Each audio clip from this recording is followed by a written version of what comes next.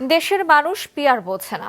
একটি দল বিষয়টি নিয়ে আন্দোলন করে নির্বাচন বিলম্ব করার পায়তারা করছে বলে মন্তব্য করেছেন বিএনপি মহাসচিব মির্জা ফখরুল ইসলাম আলমগীর।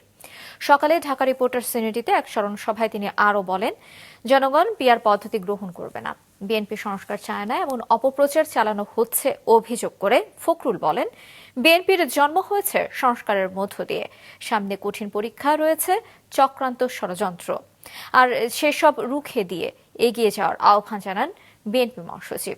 বলেন, জনগণ পরীক্ষিত দলকে ভোট দেবে। 17 অক্টোবর জুলাই সনদ স্বাক্ষর হবে। সরকারের এই ঘোষণাকে স্বাগত জানান তিনি। তারা আনেননি, কয়েকটি রাজনৈতিক দল সেই পদ্ধতি কথা বলছে এবং যেটার জন্য তারা আন্দোলন করছে।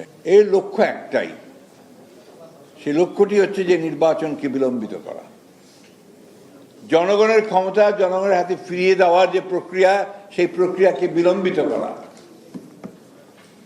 পিআর পদ্ধতি এই দেশের মানুষ গ্রহণ করবে না।